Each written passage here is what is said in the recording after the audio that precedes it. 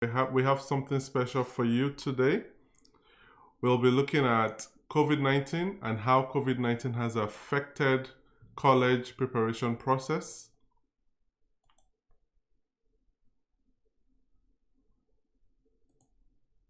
Wait for a few more of you to join us and then we can get started.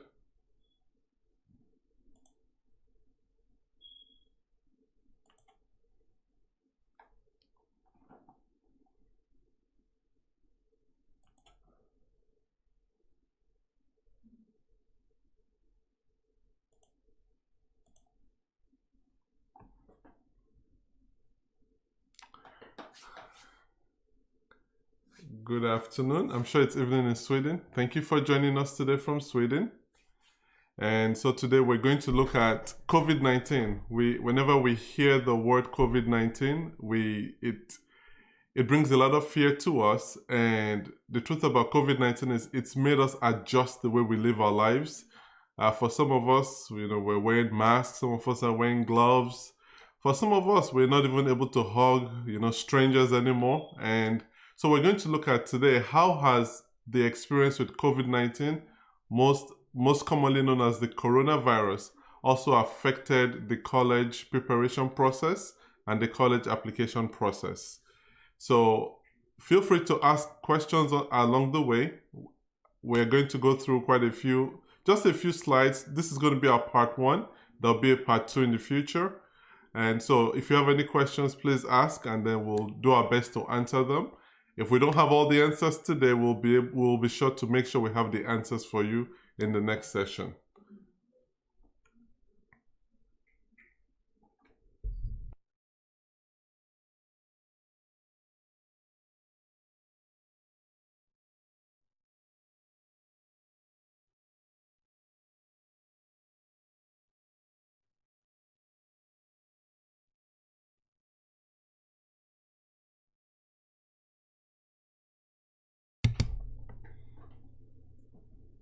So we'll give some people are having some challenges getting connected. So we'll give a few more minutes to maybe a minute or so for some others to join.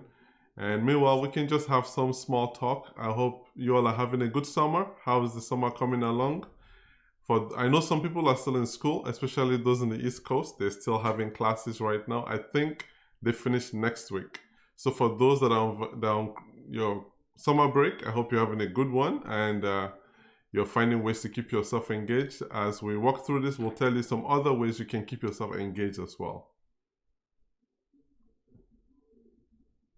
All right. So thank you all for joining. It makes it very exciting for us to see that a lot of people are interested in how they can get ready for college, and especially with COVID-19, we'll talk through some things that you can do. And this is not just for high school students, because we think about high school and we think that's the time to start preparing for college. So we're going to talk to you about when you can actually start, planting the seeds for your college preparation. So I see that we have quite a few people on, so we can get started.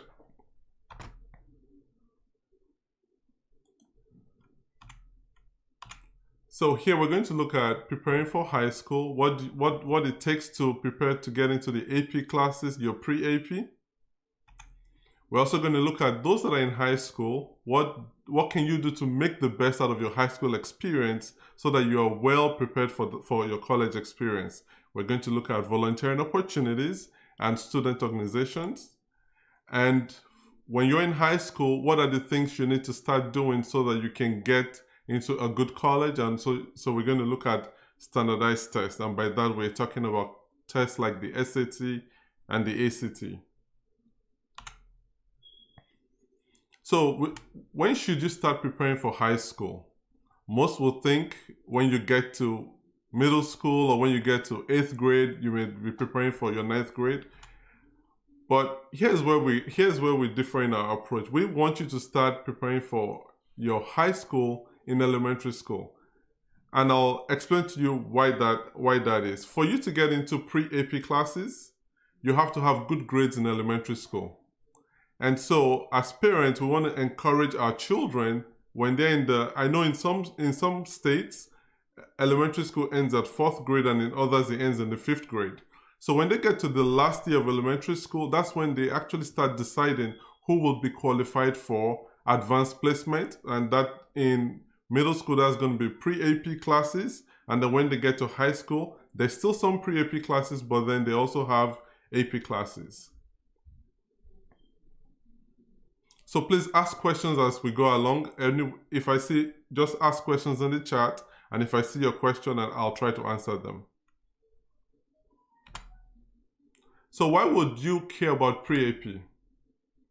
Because any student that takes pre-AP in middle school will be qualified to take AP classes in high school. Some schools may allow you if you haven't, but for the most part, because of the amount of work that you have to do in the pre-AP to get prepared for AP classes, some schools may frown at the opportunity of giving you access to an AP class if you've never been in a pre-AP class. So take note of that. Students in middle school, once they get into pre-AP, they have an easier chance to make it to an AP class. And then for pre-AP, you can start taking pre-AP classes in the middle school. So I know here in Texas where we are, you start taking pre-AP classes in 6th grade, which is the beginning of middle school. But for that to happen, you have to have very good grades in the 5th grade. If you don't have, I think if you don't have about an 85 or so, in 5th grade, they won't let you take a pre-AP class in middle school. So that's where all of this stuff starts building up.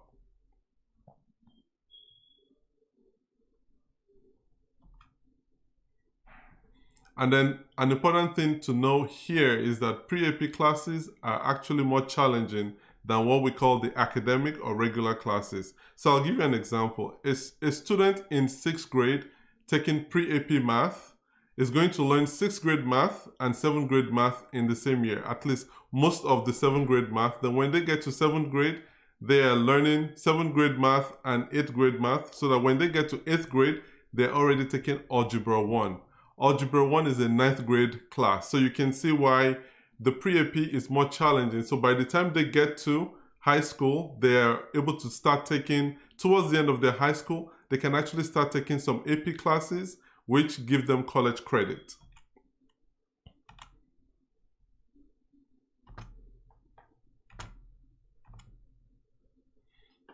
And so the pre-AP classes also allow students to seamlessly transition into the AP classes. I think we've talked about the fact that when you take pre-AP classes, you get an idea of the amount of work that you need to do to get into your AP classes. So now, why should I take AP classes? Because you can get college credits. Some colleges will give you credit for the AP classes you've taken in high school. So that, for a lot of parents, that translates into a financial benefit. So instead of having to pay a lot of money for those courses in college, you're already taking care of them in high school, and then that gives you a lot of flexibility when you're in college, so that you can actually do a lot of your prerequisites earlier, so that you may even be able to graduate college earlier, since you've taken a lot of those classes in high school. And I'll tell you that a lot of college admissions officers are impressed by students that have taken the AP classes, because it shows them a level of commitment to excellence. So that's another benefit. And when we talk about AP, in the United States, for example, some schools don't have AP, they have IB, International Baccalaureate. So that's the same concept. There are some schools that will also offer both. So if they offer both, you can pick one or the other depending on the schools that you are looking forward to.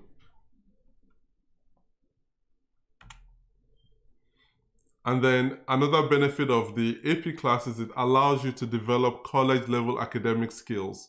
So if you're in AP classes, think about the fact that you're going to be taking college level credits. So it's going to be challenging, and it's going to make sure that you're ready to take those type of classes when you go to college. You already are developing the habits. I know some of these students that I've come in contact with that are in AP classes or in IB classes. They have to be very dedicated to their work. They have to be very committed to what they're doing. And that already gives them an idea of what college is all about. and then your transcript. So if you're not taking an AP class, your GPA is out of 4. In some school systems, if you take the AP courses, your GPA it strengthens your GPA. So you may be able to get a GPA of 4.5 or 5.2, depends on what your school district is the way that your school district looks at it. So when you take AP classes, it makes your transcript a lot stronger than a student who hasn't taken the AP classes. So that's an added benefit of taking the AP classes. Are there any questions so far? If there are any questions, please stop me and I'll be glad to answer them. So now we're looking at high school. High school is, I want you to look at high school as preparing for college. And this is beneficial to those that are already in high school because some of the things we'll talk about will help you as well. So look at high school as an opportunity to start charting your course for college. And then here are the things that I want you to think about when you're in high school. The area of study in college. I would say for some students, they already have an idea of what they want to study in college. So when you get to high school, make sure the courses you take are going to help you get to the point where you're prepared for the courses that you're going to take in high school. For example, if you're going to study medicine, you may want to start taking the physics, chemistry, biology. In high school, you take the AP and the pre-APs and all of that.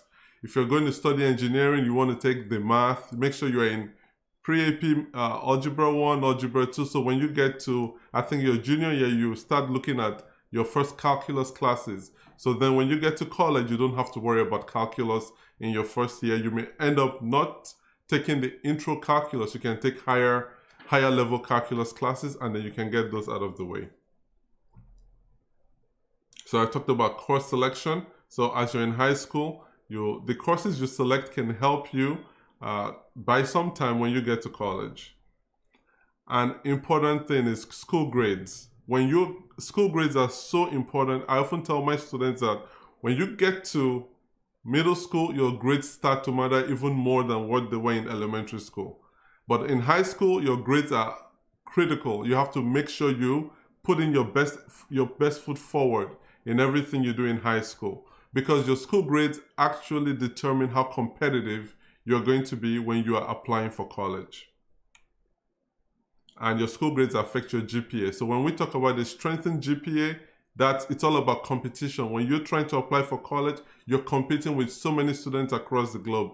And if you're looking at a really good college, most of the top tier colleges, I'll say maybe Ivy League colleges, the acceptance rate is 6%. So just think of a school that about 100,000 apply for that school, only 6,000 students will be taken.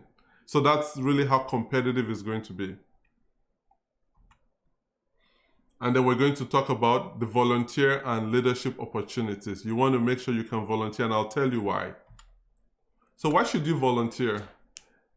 Everything you do in high school, it's funny to say it, but everything you do in high school is to make sure that when you're ready for college, people find you desirable. The admissions officials find you desirable. There are some admissions officials that if you have a really good GPA, you have a really good SAT, ACT score, and you have not shown your desire to give back to your community, they may not give you that second look.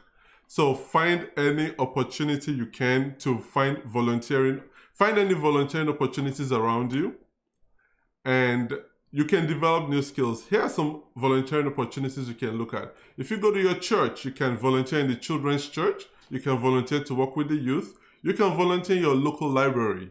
All of these things add up to the way that your admissions counselors would look at you.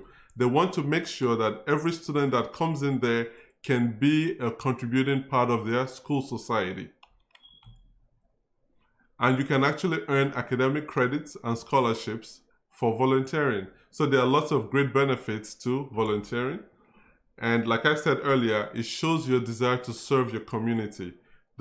When you get to college is all about community. So I remember when I was in college, one of the things I did was volunteer as I volunteered in security. So at night, when students stayed late, I would help them. I would work as the student security officer with the officers that were in the school to walk the students home or walk them to the nearest bus stop. So those are the kind of things that, but if I didn't have any volunteering experience in high school, I may not be interested in doing things like that. And so I want you to think about volunteering as showing your school that you're going to be a very useful member, a very resourceful member of the school community. And of course, responsibility. So when we look at developing new life skills, I want to touch on that a bit. There are some skills that you will never develop just being in your classrooms. You know, some of the skills, you know, if you're volunteering in maybe your church, sometimes you volunteer in your church and you may meet people that may not have the best of attitudes towards you. But because you're volunteering, you're serving them, you learn to develop tolerance, you learn to develop the leadership skills to even resolve conflicts. So these are some of the things you will learn as a volunteer that you may not necessarily have to learn just being a student, because you just do your work and you go home. But in volunteering in your community, you have that exposure. Now, what about student organizations? You want to build relationships with other students. Some of the organizations that I've seen in several schools, for those who are engineering students, there's an organization for aspiring engineering students. Why is that important? So all of you can come together and learn together. You can even form study groups from being a part of a student organization, and then you have an opportunity to mentor other students. So if you are in, let's say, a junior in high school, and there's someone who is a freshman in high school and is having a struggle, the person wants to be in the engineering program, but is having a struggle with algebra, they can come to your organization and you have an opportunity to tutor that student and to mentor that student so that they can be productive and successful in their high school education. And of course, you always want to develop non-academic skills. Leadership is a big one. A lot of schools, for a lot of students that I've talked to who have been able to get good scholarships, some of them just showing that they can be good leaders goes a long way in school accepting them and giving them some scholarship awards. And so I've told you the types of organizations you should belong. Look at, if you're trying to be a doctor, look at organizations for students that are aspiring doctors. Look for organizations for students that even aspiring graphic artists. It's not just about medicine, engineering, and law, but you can find other things. There are other things that you're interested in. Or even if you want to be a teacher, there's some organizations within your school that would help you, figure out what you need to do to get there. Are there any questions so far?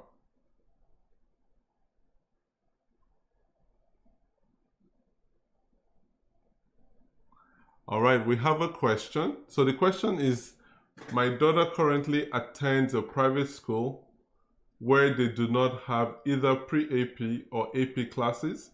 According to the principal, what they do is far more advanced than the pre-AP or AP classes. I think one thing to do is to take the curriculum from the school. Because you want to verify that. You want to verify that what the principal is saying, it actually matches with the facts. So what you want to do is take the curriculum from this school for those subjects and take a pre-AP curriculum from maybe if you're in Texas, the state of Texas. If you're from whatever state you are, look at your Department of Education and they would publish the curriculum for their pre-AP and their AP classes. Then you can compare. If you need help doing that, reach out to us. We'll be happy to help you with that as well. I hope that answers your question, because if I don't want to, I don't like to speak negative about schools or anything of that sort, but I want you to always do the extra homework. Whenever you get information from your school, make sure that you have a way to cross-check that information. Now we're going to look at standardized tests. Here we're looking at SAT, we're looking at ACT, and I'm going to talk to you about some of the important things that are happening because of COVID with the SAT and the ACT. Why do we have these standardized tests? The reason why we have them is because we want to have a general way to assess every student, because students go to different schools and there are different standards. Different states have different standards. So you may be in a state with a very high standard, or you may be in a state with a not so high standard. So the SAT, I would say, is a leveler. It will test to make sure that it has a common standard, and the ACT also has a common standard, and they want to use that standard to judge every student. And that some don't like it, some think it's not very reflective, and that's a debate that is actually going on in the country right now. I think it's been going on for about 10 years, but it's something that people are really considering. And the two main standardized tests that we have are the SAT and the ACT, and these are used in 2-year colleges, 3-year colleges, and 4-year colleges. I said earlier, most of the 4-year colleges will accept both tests. There are some 4-year colleges that are frowning at both tests right now, and we don't know for sure what's going to happen with this test, but for now, I think they're still widely accepted. And also community colleges can use that for acceptance, because some of them have their own tests that they give, but if you have a pretty good score on the SAT, they can check it against theirs, and then you may be able to get credit for that as well in acceptance. Now, this is what's happening with COVID. I believe it started in March of this year. Some schools started to waive this requirement for the upcoming school year. Why? Not because of COVID per se, because of the coronavirus, but because a lot of these tests had to be cancelled. I think the SAT got cancelled for June, and I think they're looking at one in September. They're not really sure if this is going to happen, but they're accepting applications for it, but they don't know for sure if it's going to happen, and they don't even know if it's going to take place in every state, because some states have different, some states have relaxed their stay-at-home orders, and others are being a little bit more careful about it. So nobody knows what's going to happen by September, and so this test, most of the schools are waiving the requirement for the upcoming year for that reason. Another thing that is really happening with COVID and SAT, ACT is that some schools are thinking that they don't really understand, when there's going to be a vaccine and all of that stuff going to be released. So they are considering waiving the SAT requirement for the upcoming school year. That's after this one, so the one for the year 2021. And so they're thinking about that. We have some links here for you to get some more information on those schools. So you can check that against what schools your children are trying to go to, or students, what schools you're interested in going to, and see what the SAT requirements are. I can tell you that most of the Ivy League schools that I've looked at that list are not waiving them yet. So if you're looking at going to an Ivy League college, be prepared to take the SAT and the ACT when it becomes available. But I think for this coming school year, you may not have to do that. But I want you to check against the schools that what we're giving you is general information, but check against the school that you're going to and make sure of what the school's requirements are. So what tests should I take? The SAT and the ACT are different. They're similar but different in some way. So the SAT stands for the Scholastic Aptitude Test. So it's a very aptitude-oriented test. So it's going to make you think. So if you don't like a lot of time limits, if you don't like the attempt, if you have a hard time spotting details when you read, so the SAT is going to be tough. If the SAT is going to be much better for you. If you don't like geometry, SAT doesn't do a lot of geometry, to be quite honest. If you don't like geometry, SAT is for you. And if you don't want to deal with a lot of scientific reasoning, the SAT is for you. Now, one thing that I've heard in the past about the SAT is that the SAT was mostly written for students that are more arts inclined, they're more language inclined. And then the ACT was written for those who are more science, engineering, medicine inclined. So the ACT if you don't like dealing with big words, vocabulary, yeah, the ACT is for you. It's pretty direct. The ACT stands for the American College Test. And if you don't want to always have to explain how your answer is correct, and if you are not intimidated doing math without a calculator or so the SAT, let me pause here. The SAT actually has a test where you cannot use a calculator. The ACT allows you to use a calculator for their math test.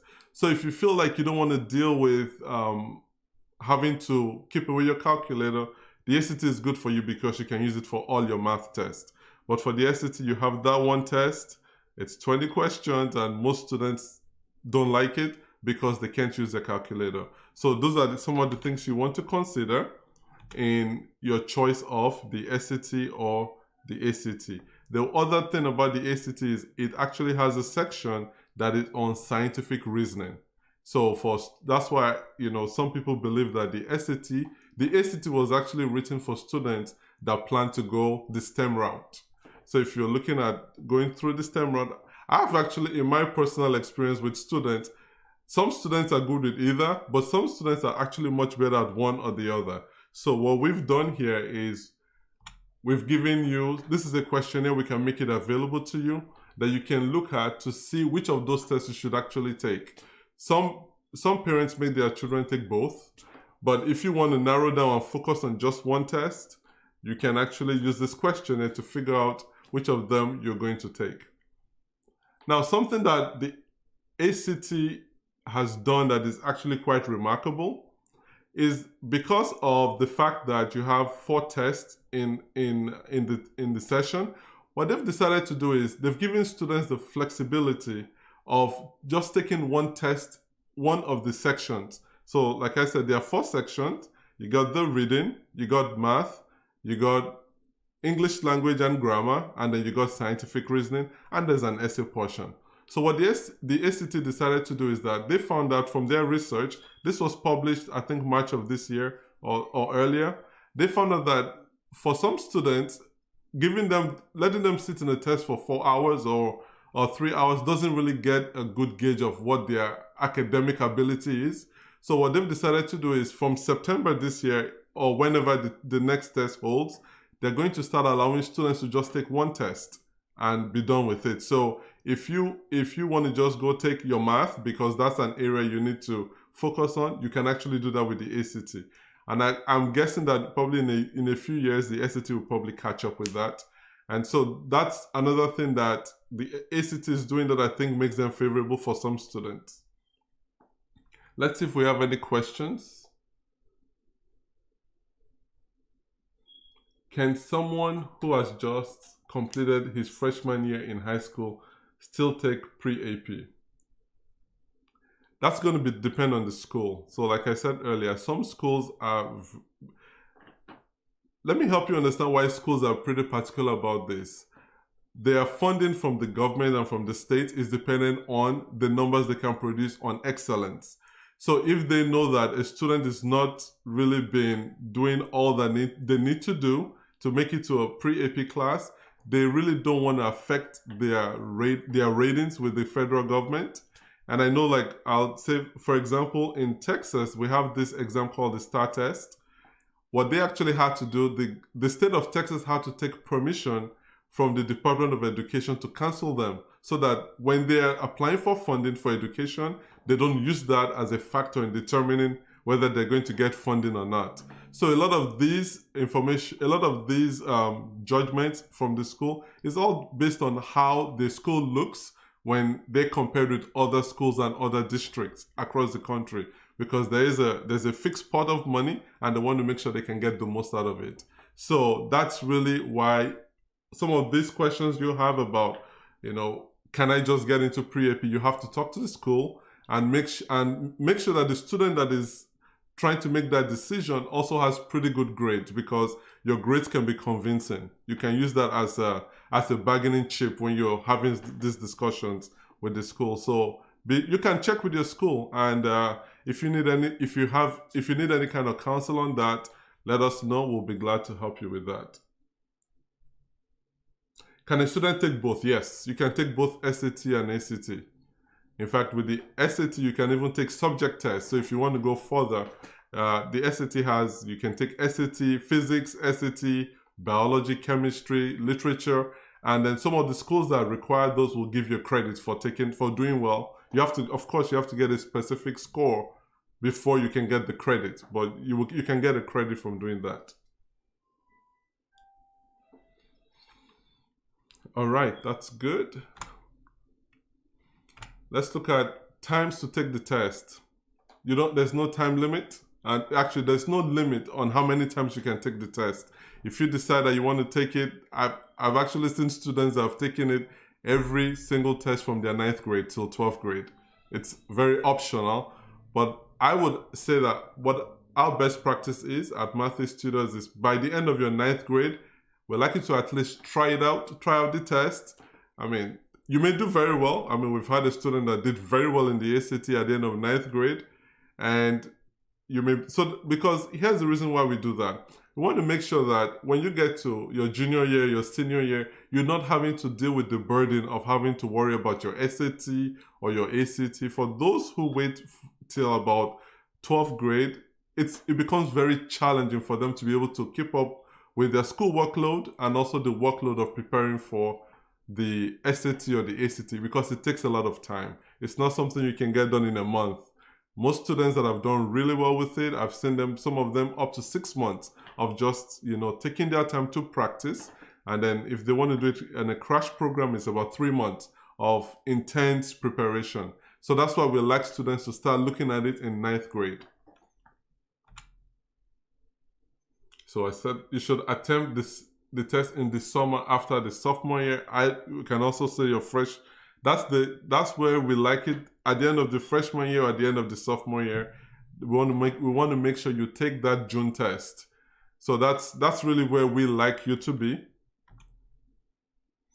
And take the test 2 or 3 times. If you take it too many times, I've actually had a student that had to take it so many times. After a while, they're taking it so many times before I started working with them, and at that point they were just so fed up with the test that they were not really that interested in anything you had to say. So don't make it a frustrating experience for the children. You can pace, maybe if they do it at the end of the freshman year, make sure they do it maybe at the end of the sophomore year. Don't make it so filled with pressure, because after a while they'll just give up on the test. And why should you take it more than once? Because there's something called super scoring. Let me explain how that works. If you take, let me use the SAT as an example. If you take the SAT you take it 3 times, what they're going to do with super scoring is they're going to take your best score. So you have math, reading, and grammar. They're going to take your best math score from all the 3, take your best reading score from all the 3, take your best grammar score from all the 3, and give you a brand new score. And that is the score that they're going to submit to your college. So that's why you want to take it a few times. And so that's really, I hope you have if you have any questions, let me know. But super scoring is a big deal. And even with the ACT doing what they're doing, what now happens for them is that you can take your science test 1 month, take the other test the next month, and then at the end of taking all your 4 tests, they bring all your scores together, and then you get a brand new score. So that's why I guess what they're trying to do is to make sure that every child in this country, regardless of their economic status, has a fair chance to go to the school of their dreams. That's really what they're doing this for. So how do I prepare for the SAT or ACT? We have test prep textbooks, practice exams, practice. The test is unique, that it's set up in such a way that you have to practice several times for you to even get a grasp of it. If you don't practice and just walk into the test, except you're a really, really good student and you are maybe the top tier student in your school, you're going to struggle. Most students struggle. So if you struggle the first time, don't feel like you're not a smart student or anything. It's just the way the test is written, you're going to struggle if you don't prepare for it. Hire a tutor. We're currently offering a summer program for SAT, ACT. And don't forget, as we said earlier, you need good grades to get ready for college. So we're also offering a program for English, reading, math, and science for second graders all the way through about 12th grade. If you're going to second grade all the way through those who are going to 12th grade. So we give you an opportunity to get your grades up and make sure that you can be competitive when you're applying for college. And then we have a site, we have self-paced learning programs. We have a site, mathskills.com, where we have gone through the curriculum for the SAT, the ACT, and we've gone ahead and created videos on the topics. And we actually have a sample exam that we show you exactly how to walk through from beginning to end. And most of these are on mathskills.com. We focus on the math portions of the test. And this is some information on what we're offering this summer. It started this week. It will go all the way through July 31st, except the week of July 4th. And if you want some more information, you can reach out to us. Our website is there, phone number and email address, and we'll be glad to work with you. So in our second part, here are the things we're going to be talking about. We're going to talk about scholarships. There are lots of scholarships in this country. There are scholarships for people that are a specific height. There's, I mean, it's amazing I think for males that are about 6'2" or 6'5" or 6'6", there's a special scholarship for them. For females that are 5'10", there's a scholarship for them. There are lots of different types of scholarships. So next time we're going to go through the different types of scholarships that exist and how you can benefit from them, and also how COVID-19 has changed some of that. I can guarantee you that with COVID-19 and some of the discoveries of inequality in the country, there are a lot of changes in some of these scholarships as well. And then we're going to go through the application process, the college application process. Do we have any questions? Okay, I see there's a question here. Is there a benchmark for this test from any college or universities? When you say benchmark, are you looking at the benchmark scores that they're looking for? Are you saying that are the schools also creating their own tests that are benchmarked off of the SAT or ACT? I want to just make sure that I understand your question.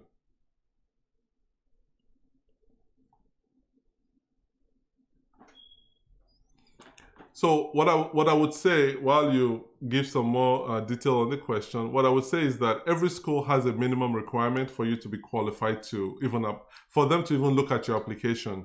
So when you take the test, if you're going for, I think most of the Ivy Leagues, so on the SAT, you're looking at a total score of 1,600 is the max you can get.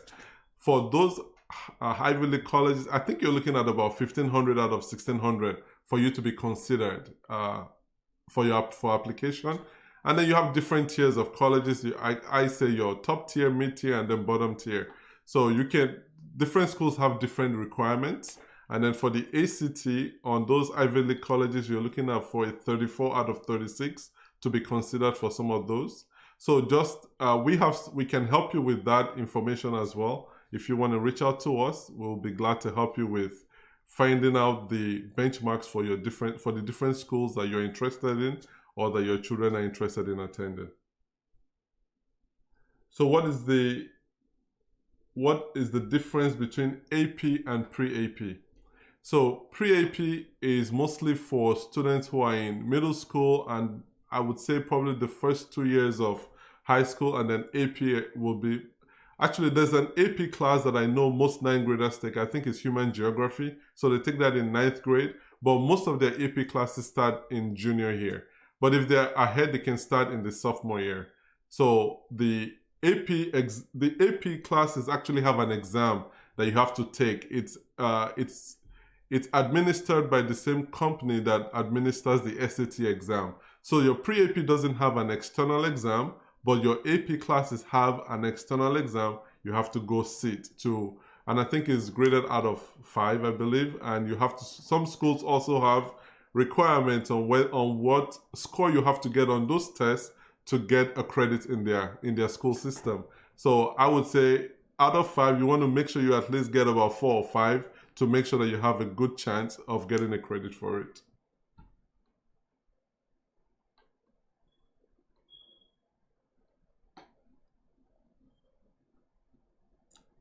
What do you mean, dual or AP? I'm not sure what the question is.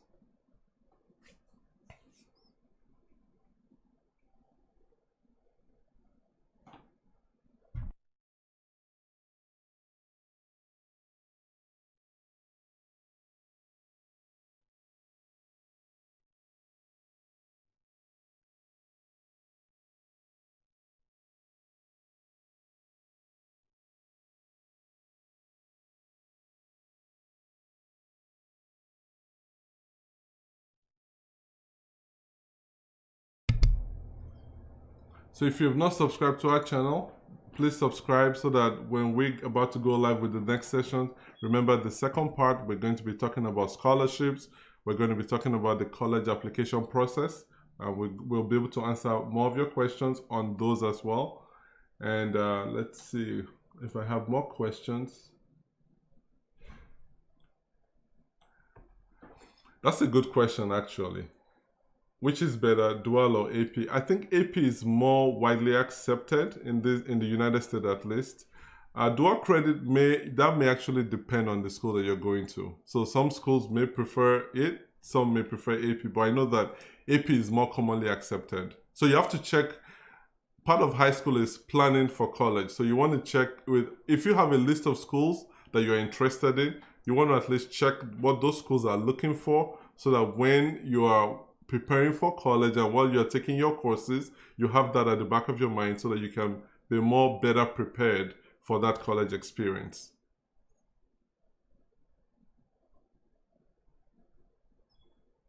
All right, are there any other questions? I hope this has been helpful, at least, get you to understand what the whole process is like getting ready for college. I know the college experience the college preparation process can be intimidating, but it doesn't have to be. So what we want to do is to make sure we can help you answer as many questions as possible about the college application process or the college preparation process. And as COVID is here, we have that pandemic going around, we want to make sure you understand how that is also affecting the things that you have to do for college. So are there any questions? I know we have a few more minutes to go. If there are no questions, are there any questions? Let me see if there are other questions that I may have missed here. Okay.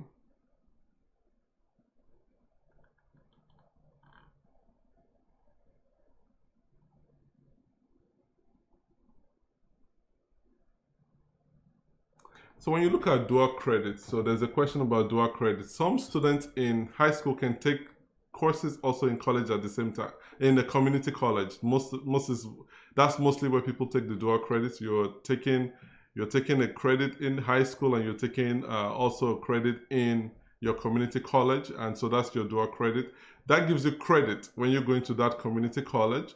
But here's one thing I always think about: if you're taking this dual credit from a community college that the university you're planning to go to does not recognize its credit, then that gets dicey. So you always want to make sure that when you're taking the dual credit, you want to make sure that the college you're going to will accept it.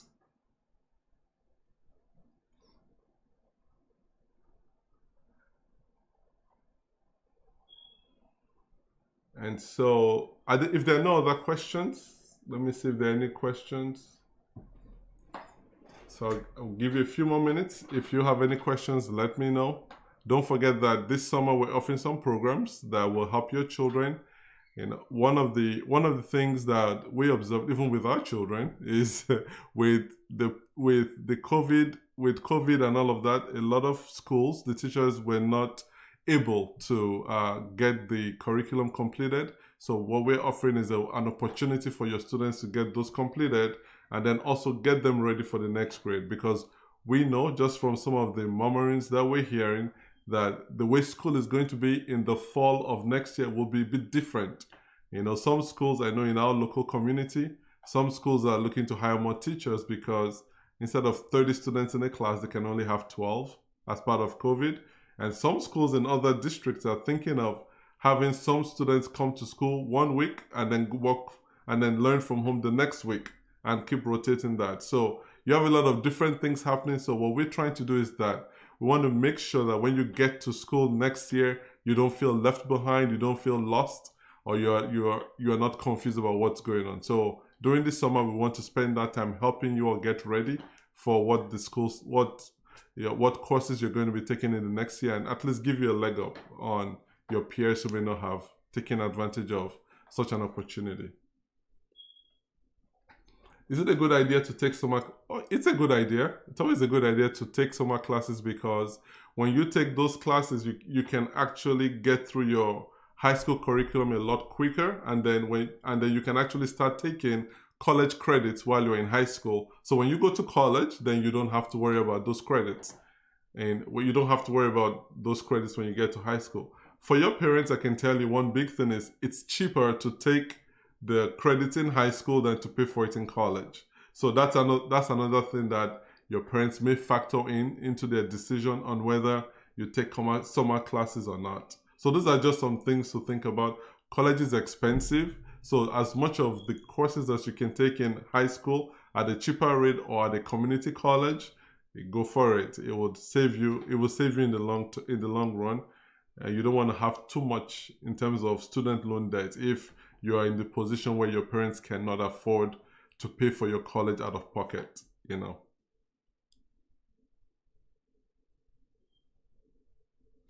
All right, so just as a recap, next week, we're going to be talking about college scholarships and COVID-19, and we're going to walk you through the college application process. Like I said earlier, there are lots of scholarships in this country if you know where to find them. There are scholarships. You can get scholarships for up to $250,000 for your school, but you need to know where to find it. And then you can get scholarships. I've seen some scholarships that, you don't even have to write an essay for it. It's a ballot, and whatever, it's like a raffle draw, and if your name is selected, they send you $1,000 every month. But you have to know that those exist.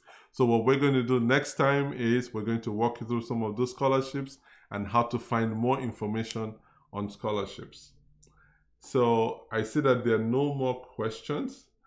So I want to thank you all for the opportunity to share with you, and thank you for your questions. I look forward to next time when we meet. Also, before we close, I want to let you know that on Tuesday at 1 p.m. Central Standard Time, we have a time for the younger children as well, the second graders to about 7th graders.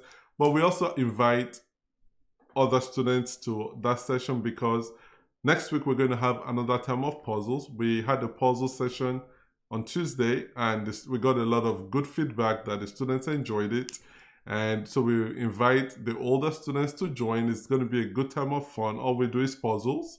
And then if students have a question about something that they're struggling with in school currently, we'll help them address that. But for the most part, it's just a relaxing time. We're going to do some puzzles. It's not all math. Some of it is just logic. So we're just going to do some puzzles. So look forward to hanging out with you guys next week, and enjoy the rest of your week. Enjoy your weekend, and be blessed. Thank you for learning with us today.